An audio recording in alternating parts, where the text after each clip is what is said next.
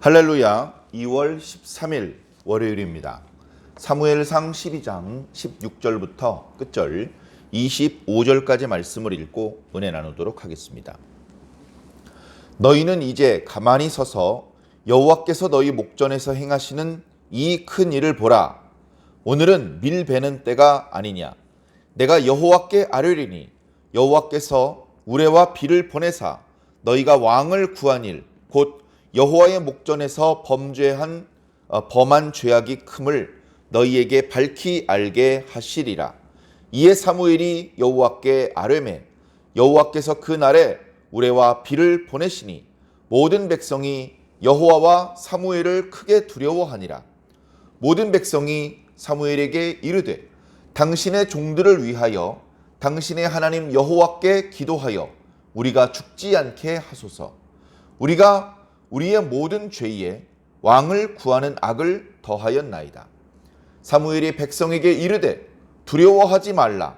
너희가 과연 이 모든 악을 행하였으나 여호와를 따르는 데에서 돌아서지 말고 오직 너희의 마음을 다하여 여호와를 섬기라. 돌아서서 유익하게도 못하며 구원하지도 못하는 헛된 것을 따르지 말라. 그들은 헛되니라. 여호와께서는 너희를 자기 백성으로 삼으신 것을 기뻐하셨으므로 여호와께서는 그의 크신 이름을 위해서라도 자기 백성을 버리지 아니하실 것이요 나는 너희를 위하여 기도하기를 쉬는 죄를 여호와 앞에 결단코 범하지 아니하고 선하고 의로운 길을 너희에게 가르칠 것인즉 너희는 여호와께서 너희를 위하여 행하신 그 큰 일을 생각하여 오직 그를 경외하며 너희의 마음을 다하여 진실이 섬기라. 만일 너희가 여전히 악을 행하면 너희와 너희 왕이 다 멸망하리라. 아멘. 감사합니다. 이렇게 사무엘서 12장에 사무엘이 백성들 앞에 서서 말하는 장면이 마무리가 됩니다. 이 말하는 장면을 고별설교라고 보통 부릅니다. 그런데 고별설교라고 해서 사무엘이 완전히 역사의 뒤안길로 사라지는 것이냐? 그것은 아닙니다. 여전히 이스라엘 백성들을 위해서 기도하고 그들을 위해서 하나님의 말씀을 가르치는 그런 역할은 계속됩니다. 그러니까 어차피 계속 활동할 건데 뭘 고별설교라는 이름까지 붙이느냐? 그런 생각도 해볼 수 있을 것입니다. 그런데 지금까지 사무엘이 했던 역할은 뭔가 우리가 알고 있는 그런 선지자의 역할이라기보다 우리가 알고 있는 사사의 역할에 가까웠습니다. 지금 현재 이스라엘을 가장 괴롭히는 막강한 대적은 다름 아닌 블레셋입니다. 블레셋의 위협으로부터 이스라엘을 지켜내기 위해서 하나님께서 지난 400년 동안 사용하셨던 방법인 사사를 세우는 방법, 그 명칭을 하나님께서 사사라고 이름을 붙인 것은 아닙니다만 어찌되었건 이스라엘 전체를 구원하기 위해서 하나님께서 특정한 어떤 사람에게 성령을 부으시고 그가 떨쳐 일어나서 하나님께서 주신 어떤 은혜와 또 지혜 또는 능력, 그 은사들을 활용해서 대적들을 물리치고 이스라엘을 구원하여 다시 평화를 회복하게 하는 것이 사사의 임무였기 때문에, 그리고 평화 시에는 사람들이 들고 오는 여러 소송 사건들에 대해서 신앙 양심을 걸고 정직하게 판결을 내려줌으로 해서 백성들 사이에 분쟁을 해소해주는, 그래서 결국은 이스라엘 백성들 그리고 이스라엘 나라 전체에 샬롬을 유지시켜주는 그런 역할이 바로 사사의 역할이었기 때문에 사무엘의 역할은 우리가 흔히 알고 있는 선지자, 무슨 엘리야나 또는 이사야나 이런 선지자와는 조금 다른 사사의 역할을 감당해 왔던 것입니다. 지금까지. 그래 이스라엘의 왕도 없고 제사장도 없는 상황에서 백성들은 그래도 사무엘이라고 하는 리더십을 따라서 운영되었습니다. 여러 가지로 이스라엘 민족 전체의 어떤 중대사를 처리하기 위해서는 반드시 사무엘을 찾아왔고 사무엘과 의논을 했습니다. 그래서 뭐 이렇게 대적들을 이렇게 물리치는 일도 사무엘과 의논하고, 또 소송 사건도 사무엘과 의논하고, 영적인 문제, 하나님께 제사를 드리는 문제, 이 모든 문제에 대해서 사무엘과 의논했습니다. 이제 그런 차원에서 왕을 요구하는 것도 늘 일상적으로 백성들이 사무엘을 찾아와서 중대사를 의논하듯 의논을 했던 것입니다. 자, 그런 어떤 분위기 속에서 이제 왕이 세워졌습니다. 지금까지는 사무엘이 백성들 앞에 출입을 했지만 이제는 하나님께서 사무엘을 통해서 세우신 왕이 백성들 앞에서 출입하고 있습니다. 지도자 2명이 출입을 하는 것은 백성들에게 혼란을 야기시킬 수 있습니다. 그것이 리더십인, 그것이 권력인, 그것이 어떤 그 통일성을 기하지 못하면 백성들이 어디에 붙어야 될지, 누구의 말을 따라야 될지 혼란을 겪는 상황이 발생될 수도 있기 때문에 그렇습니다. 자, 그렇기 때문에 지금 사무엘이 고별 설교를 했다는 의미는 백성들 앞에 서서 국가의 중대사를 결정을 하는 역할, 다시 말해서 정치적인 지도자 역할을 그만하겠다. 그 역할을 중단하겠다. 그 역할은 이제 하나님께서 세우신 저 사울과 해라. 정치적인 문제, 국가적인 중대사, 이런 문제는 이제 사울하고 의논하고 저 사울을 통해서 그 문제를 해결해라. 나는 이제 나이도 많고 머리도 휘었고 내 아들들이 옆에 있지만 이제 내 역할은 여기까지인 것 같다. 그러나 나는 완전히 은퇴해서 그냥 일반인으로 돌아가는 것이 아니고 나는 계속해서 너희를 위해서 기도하는 기도자의 역할을 하겠다. 너희들에게 하나님의 뜻을 가르쳐주는 교사의 역할을 하겠다. 그야말로 선지자의 역할만 하겠다. 종교적인 지도자의 역할만 하겠다. 그런 의미를 두고 말씀하십니다. 지금 이제 사무엘이 종교적인 지도자는 계속하겠다라고 뜻을 펼쳤는데 종교적인 지도자 하면 크게 2가지가 있습니다. 하나는 제사장이고 하나는 선지자입니다. 그 이스라엘의 리더십 하면 정치적인 지도자인 왕과 그리고 영적인 지도자인 제사장 그리고 선지자가 있습니다. 선지자의 제도는 언제 시작되었느냐? 모세도 선지자였고 사무엘도 선지자였는데 그럼 뭐 선지자는 이미 있었네. 사사시대 때도 드보라라고 하는 여자 선지자가 있지 않았습니까? 자, 그러나 그렇게 산발적으로 등장한 선지자 말고 선지자가 집단적으로 양성되고 선지자가 지속적으로 끊어지지 않고 하나님의 말씀을 백성들에게 선포하는 그런 선지자는 사무엘 시대 때 시작되었습니다. 사무엘을 통해서 이스라엘의 왕정 시대만 시작된 것이 아닙니다. 왕이 백성을 다스리는 시대, 왕국 시대, 왕정 시대만 시작된 것이 아니고 그 왕이 하나님의 뜻을 벗어났을 때, 그랬을 때 이스라엘 전체가 위험에 빠질 수 있기 때문에 첫 번째는 영적인 위험에 빠질 것이고 두 번째는 그 영적인 위험에 빠진 것 때문에 군사적인 위험에 빠질 수 있습니다.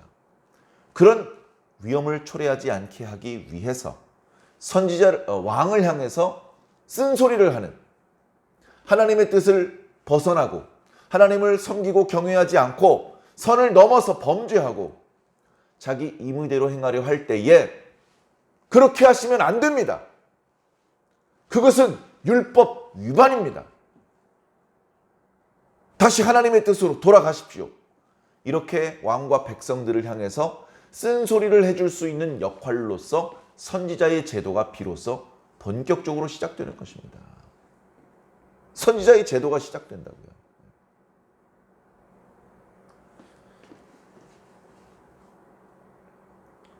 선지자는 태생적으로 매우 수고로운 백성들과 심지어 왕의 미움을 살 수밖에 없는 사명입니다. 백성들과 왕이 듣기 싫어하는 소리를 해야 되는 사명입니다. 그러다 보니 설교를 잘한다는 이유로 보상을 받기 어렵습니다. 돌팔매를 당하는 것이 다반사입니다. 도망 다녀야 되고 굶어야 되고 그러다 맞아 죽는 것이 선지자의 태생적인 사명입니다. 제사장은 다릅니다. 제사장은 백성들의 존경을 받고 백성들이 하나님을 섬기기 위해서 제사를 드리지 않을 수 없는데 그 제사를 드리는 과정에서 제사장들은 윤택할 수 있었습니다. 특히 제사장을 더 풍족하게 만들어주는 사람은 새끼 양이나 비둘기를 들고 오는 사람이 아니고 송아지를 끌고 오는 사람입니다. 누가 송아지를 끌고 오느냐? 각 지역의 유력한 사람들 그리고 왕이 송아지를 끌고 옵니다. 그렇기 때문에 제사장은 태생적으로 값비싼 재물을 끌고 오는 왕과 유력한 사람들을 향해서 정신 똑바로 차려! 이런 말을 할 수 없는 입장입니다. 그들의 주요 고객이기 때문에 힘없는 백성들, 산비둘기, 집비둘기 들고 오는 사람들을 향해서는 회개하라! 율법을 지켜라! 하나님께 순종해라! 이렇게 강조할 수 있지만 유력한 사람들이 또는 왕이 하나님의 뜻을 저버렸을 때에는 왕에게 이러시면 안 됩니다. 이렇게 말할 수 없는 것입니다. 마치 대다수의 무슨 잡지나 신문사를 경영하는 회사에서 그 언론사에 막대한 돈을 내면서 광고를 하는 그 광고주를 향해서는 부정적인 기사를 쓸 수 없는 것과 마찬가지입니다. 무슨 건설사가 해마다 수천만 원, 수억 원의 광고료를 지금 내고 있는데 그 건설사가 부실공사를 했다더라. 그 회사에 이런 비리가 있다더라. 이런 것들을 기사로 쓰면 그 기사를 쓴 회사에, 그 신문사에 더 이상 광고를 내지 않게 될 것 아니겠습니까? 그러면 그 신문사는 큰 손실을 보기 때문에 그런 비리가 터지더라도 기사를 쓰지 않습니다. 쓰더라도 잘 보이지 않는 페이지에 조그맣게 씁니다.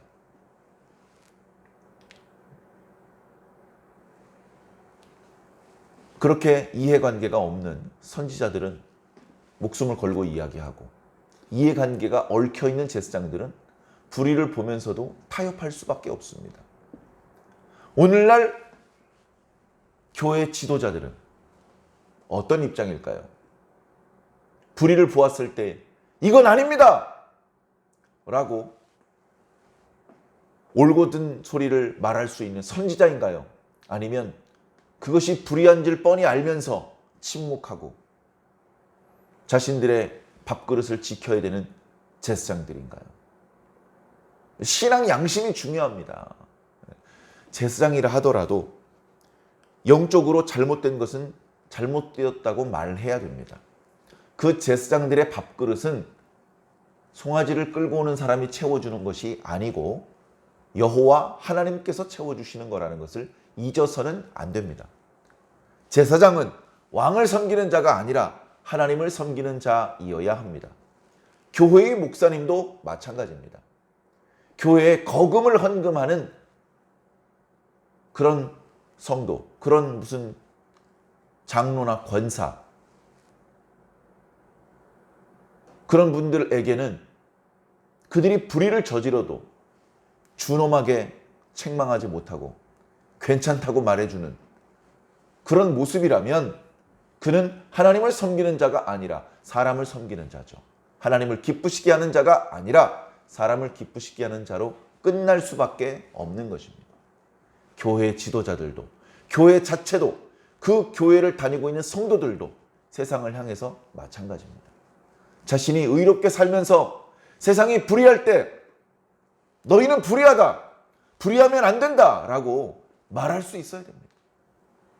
침묵하고 타협하는 방법으로 자신의 밥그릇을 지킬 수 있다고 생각하는 사람들은 그동안 자신의 밥그릇을 채워오셨던 하나님을 무시하는 그런 모습이 되기 때문에 그렇습니다. 자, 성경을 우리가 보면서 사무엘의 모습을 보면서 오늘 우리들의 신앙이 어떠하여야 되는지 살펴보시기 바랍니다. 사무엘은 처음부터 백성들이 왕을 세워달라고 말했을 때 매우 불쾌하게 생각했고 그것은 신앙적으로 매우 부정적인 일이라고 생각했습니다. 하나님께서 그러지 말고 백성들의 말을 다 들어주어라 이렇게 말씀하지 않으셨더라면 사무엘은 불이익을 당하더라도 끝까지 왕 세우는 일을 거절했을 것입니다. 근데 하나님께서 허락을 하셨어요. 하나님께서 이스라엘을 다스릴 자를 선택하셨어요. 그가 누구인지 사무엘 선지자에게 알려주고 그에게 기름을 부어주라고까지 말씀하셨어요. 그리고 이미 그가 암몬 사람 나하스의 공격을 격퇴했어요. 자, 그런 상황에 지금 이야기를 하고 있는 것입니다. 우리는 지난 시간에 사사시대 그 400년의 역사를 간략하게 요약한 9절과 10절, 11절의 말씀을 살펴보았습니다. 그것은 무엇이냐 하면 하나님께서 이스라엘 백성들이 애굽에서 나온 이후에 모세와 아론을 통해서 이 가나안 땅을 얻어서 들어와 살 수 있게 해주셨다. 이거 하나님의 은혜다. 그런데 그 은혜를 잊어버렸다. 그 은혜를 잊어버리다 보니까 그들이 범죄했다. 그 범죄에 대해서는 하나님께서 징벌하셨다. 그것은 언약에 나와 있는 내용이기 때문에 계약에 처음부터 명시되어 있던 내용이기 때문에 그렇습니다. 이스라엘이 하나님을 잊어버리고 범죄하자 하나님께서는 이스라엘들에게 징벌하셨습니다. 그 주변에 이방인들이 이스라엘 사람들을 공격하게 하셨습니다. 때리고 죽이고 약탈하고 그러다 보니 이스라엘 백성들이 고통을 당합니다. 주여 저 외적들을 물리쳐 주시옵소서. 그렇게 기도하고 싶겠지만 그것은 순서가 아니라고 말씀드렸습니다. 그들은 먼저 이렇게 기도해야만 했습니다. 하나님, 우리가 범죄하였나이다. 우리가 하나님을 잊어버리고 하나님께서 말씀해 주신 율법의 말씀을 지키지 아니하였나이다. 우리가 불순종하였나이다. 우리가 범죄하였나이다. 우리가 잘못하였나이다. 우리를 용서하여 주시옵소서. 그렇게 다시 하나님을 기억하고 하나님께 회개해야만 했습니다. 하나님께서는 백성들의 부르짖음을 들으시고 사사를 택하십니다. 그에게 성령을 부으십니다. 그에게 많은 능력과 지혜를 더하셔서 그를 중심으로 외적들을 무찌르게 하십니다. 그리고서 다시 샬롬이 회복되게 하시는 것이죠. 그 샬롬이 쭉 지속이 됐어야만 했지만 백성들은 또다시 하나님을 잊어버립니다. 또 범죄하고 또 징벌을 당하고 그런 불행의 사이클이 계속해서 돌아가는 것이죠. 자, 가장 최근에 이스라엘 백성들을 공격했던 이방인이 있었습니다. 블레셋입니다. 그들이 왜 이스라엘을 공격했을까요? 정치적인 이유로 설명할 것이 아니라 우리는 종교적인 관점에서 바라보아야 됩니다. 이스라엘이 범죄했기 때문에 그렇습니다. 이스라엘이 범죄했기 때문에 블레셋을 통해서 하나님께서 이스라엘에게 징벌을 가하시는 것입니다. 그러면 이스라엘은 무엇을 해야 됩니까? 회개해야 됩니다. 엘리와 그리고 홈니와 비누아스가 있을 때에는 회개하지 않았습니다. 자신들조차 하나님 앞에 성실한 일꾼이 되지 못했습니다. 오히려 여호와의 제사를 멸시하고 하나님과 백성들을 멸시할 뿐이었습니다. 그래 하나님께서 진노하셨고 그들을 죽게 만드신 것이죠. 그리고서는 사무엘을 준비하신 것입니다. 사무엘을 통해서 한 일이 뭡니까? 바로 백성들을 회개시키는 일이었습니다. 회개가 먼저입니다. 회개해야 이방의 공격을, 그 괴로움을 물리칠 수가 있고 하나님의 능력을 끌어당겨서 그 능력을 통해서 외적을 물리치고 평화를 회복할 수 있는 것입니다. 그걸 바로 사무엘이 한 겁니다. 사무엘이 백성들을 불러 모아서 회개하게 했습니다. 사무엘이 블레셋과의 전투에서 승리하게 했습니다. 블레셋이 다시는 이스라엘의 경계로 침범하지 못하게 했습니다. 사무엘을 통해서 이스라엘은 평화를 회복했습니다. 이미 평화가 회복되었기 때문에 왕은 필요하지 않습니다. 그 평화를 주신 하나님을 계속 기억하면서 하나님의 뜻에 순종하면서 살면 됩니다. 그런데 백성들이 왕을 요구했습니다. 왕을 요구한 것은 다름 아닌 하나님을 잊어버리고 범죄한 것입니다. 그게 왜 범죄한 것입니까? 그게 범죄한 것이라면 하나님께서 허락하시겠습니까? 그렇게 생각할 수도 있겠지만 불행의 사이클대로 사람들은 하나님을 잊어버리고 하나님이 왕 되신 것을 거절하고 인간 왕 세우기를 원했던 것입니다. 하나님의 백성, 하나님의 나라를 세워가는 것을 원하지 않고 다른 나라와 똑같아지기를 바랬던 것입니다. 그래서 오늘 말씀에는 너희들이 왕을 구한 것이 하나님 앞에 큰 범죄라는 것을 알려줄 것이다. 그러면서 어떤 징조가 나타날 것을 예고합니다. 지금은 밀을 추수할 때가 아니냐. 밀을 추수할 때는요, 비가 오지 않습니다. 우리가 잘 아는 것처럼 이스라엘 땅에는 이른 비와 늦은 비가 옵니다. 늦은 비가 끝나고 나면 이른 비가 내릴 때까지는 거의 반년 동안 건깁니다. 비가 내리지 않아요. 조금은 어려운 기간입니다. 샘물을 먹거나 샘도 어떤 경우엔 마릅니다. 그렇기 때문에 우기 때 땅을 파서 거기에 웅덩이를 만들어서 거기다 물을 저장하기도 합니다. 그런데 이른 비가 내리면 다시 메말랐던 땅이 생기를 되찾죠. 이른 비가 내렸을 때 얼른 땅을 갈고 씨를 뿌립니다. 이른 비와 늦은 비 사이에도 간간히 비가 내리고 그리고 마지막에 늦은 비가 한번 쭉 내려주면 그 비를 흡수해서 각종 나무의 열매나 또 밀이 탐스럽게 연글어 가는 것입니다. 그렇게 밀이 다 연글면 이제 비가 내리면 안 되죠. 우리도 가을철에 이제 여름에 비가 많이 내리다가 비가 그치고 가을철에 추수할 때는 비가 안 내려야 됩니다. 비가 안 내려야 추수하기도 좋고 그리고 곡식도 썩지 않습니다. 이미 지금 사무엘 선지자가 고별 설교를 하는 시기는 이제 늦은 비가 끝나고 밀 추수가 끝나면 추수감사 드리고 옛날 말로 초막절 이렇게 하나님께 절기를 드리고 그리고선 건기를 보내는 겁니다. 건기가 이미 시작됐을 때죠. 비가 오지 않는 때라는 겁니다. 그런데 바로 그때에 내가 하나님께 아뢰을 텐데 너희들이 왕을 구한 것이 범죄라면 우레와 비가 있을 것이다 라고 말을 한 것입니다. 비가 내릴 수 없는 시기에 비가 내린다면 그것은 하나님께서 하신 일이고 그리고 우레와 비가 있다면 그것은 방금 전에 우레와 비를 예고했던 선지자 사무엘의 말처럼 이스라엘 백성들이 왕을 구한 행위 자체가 하나님 앞에 큰 범죄라는 증거가 되는 것입니다. 백성들에게 그렇게 말해놓고서는 사무엘이 갑자기 하나님께 아뢰입니다. 기도한 것이죠. 마치 엘리야 선지자가 850명의 바알과 아세라 선지자들과 영적인 대결을 할 때에 제단을 쌓아놓고 제물을 올려놓고 엘리야 선지자는 그 위에 물까지 뿌리게 만들었죠. 도랑을 파서 인위적으로 속임수로 불을 붙인 것이 아니라는 것을 증거하기 위해서 그렇게 만들어 놓고 하나님께 기도했던 것처럼 하나님 불을 내려주시옵소서.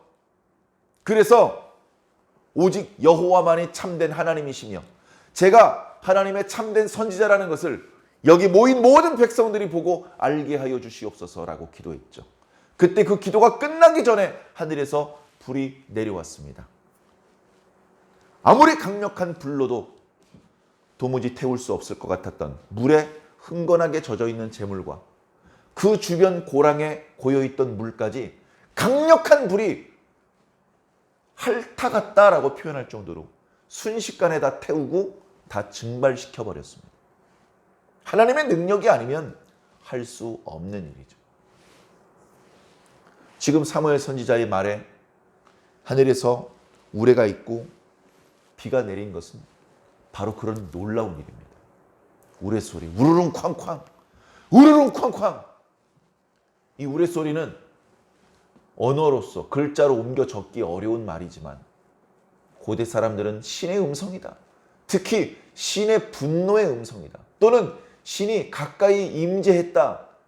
그런 것들을 상징하는 그런 신호로 여겼습니다. 그래서 미스바 회개 기도 이후에 기습하던 블레셋 사람들과 전투를 벌일 때 하나님께서 블레셋 사람들의 귀에 우레소리가 들리게 했고 그 소리에 당황했던 블레셋 사람들이 이스라엘에 크게 패할 수밖에 없었습니다. 자, 비가 내립니다. 우레소리가 들립니다. 그러다 보니까 백성들이 사실은 기고만장했거든요. 기고만장했어요.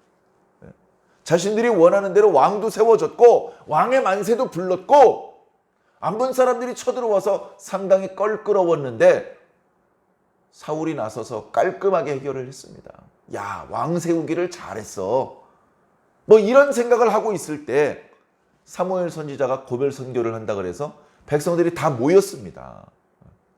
어쨌든 사무엘은 신뢰받는 지도자였기 때문에. 그런데 거기서 사무엘 선지자가 기도를 한마디 했더니 우레소리가 들리고 비가 내립니다. 그리고 그것은 다름 아닌 자신들이 왕을 구하는 행위 자체가 하나님 앞에 큰 범죄였다는 것을 증명하는 그런 초자연적인 현상이었습니다. 그러다 보니 백성들이 아차차 우리가 왕을 구한 것은 잘못된 일이었구나 하면서 여호와 하나님과 사무엘을 두려워했습니다. 그리고 백성의 지도자들이 사무엘에게 다가와서 이야기를 합니다. 당신의 하나님에게 기도해 주십시오. 우리가 죽지 않게 하나님께 기도해 주십시오. 라고 말합니다. 여호와 하나님은 사무엘 선지자 개인의 하나님이고 이스라엘 백성들의 하나님은 아니십니까? 근데 지금 당신의 하나님에게 기도해 달라고 부탁을 하고 있습니다. 그만큼 하나님이 두렵고 자신들이 하나님께로부터 멀리 떨어져 나와 있다는 것을 느꼈다는 뜻이죠. 두려워하는 이스라엘 백성들에게 사무엘이 위로의 말씀, 권면의 말씀을 주는 것으로 오늘 말씀이 마무리되고 있는데요. 사무엘이 뭐라고 말합니까? 두려워하지 말아라. 일단 안심시켜 줍니다. 안심을 해야 이어지는 사무엘 선지자를 통해서 주시는 말씀을 들을 수 있으니까. 두려워하지 말라. 너희들이 인정한 것처럼 너희들은 과연 하나님 앞에 범죄하였다. 죄가 이미 많이 있는데 거기다가 왕을 구하는 죄까지 덧붙여서 너희들의 죄가 적지 않다. 그러나 여호와를 따르는 데에서 돌아서지 말고 오직 너희 마음을 다하여 여호와를 섬기라. 이건요, 사무엘이 어렸을 때부터 작년 때부터 한결같이 했던 말입니다. 공식적으로 선지자로서 이스라엘의 종교 정치 지도자로서 사무엘이 백성들에게 처음 했던 말이 뭡니까? 너희들이 여호와를 섬기려거든 우상을 제거하라. 그것으로 시작하지 않았습니까? 중요한 건 뭡니까? 왕이 있다 없다가 아닙니다. 지금 왕을 세우는 일, 왕을 세워달라고 하나님께 구하는 일이 하나님 앞에 악인데 그렇다고 지금 다시 왕정을 취소하고 다시 사사시대의 상태로 돌아가는 것이 하나님의 뜻이냐? 그게 아니고 하나님의 뜻은 왕이 있든지 없든지 백성들이 오직 하나님만을 섬기는 것, 그게 하나님의 뜻이라는 겁니다. 그러니 상황이 왕이 지금 있는 상황으로 바뀌었는데 흔들리지 말고 하나님만을 섬겨라. 우상 섬기면 안 된다. 자, 21절이 그 말씀이잖아요. 돌아서서 하나님을 섬기는 일에서 등을 돌리고 유익하게도 못하고 구원하지도 못하는 헛된 것. 이게 바로 우상입니다. 우상 섬기는 일을 멈추라. 예전에 너희들이 가지고 있던 우상을 제거하라 라는 말씀하고 일치하는 말씀이죠. 여기서 한 가지 더 기억해야 될 것이 있다면 왕이 백성들의 우상이 될 수도 있습니다. 백성들이 하나님을 보아야 되는데 하나님을 보지 못하고 왕만 쳐다보는 그런 상황 속에서 왕을 우상시하는 일이 발생될 수 있기 때문에 그렇습니다. 실제로 대부분의 강대국들은 왕이 자기 자신을 신격화했습니다. 이집트가 그랬고, 페르시아가 그랬고, 그리스 시대 때도 알렉산더 이후에 왕들이 자기 자신을 신격화했고, 로마도 비슷했습니다.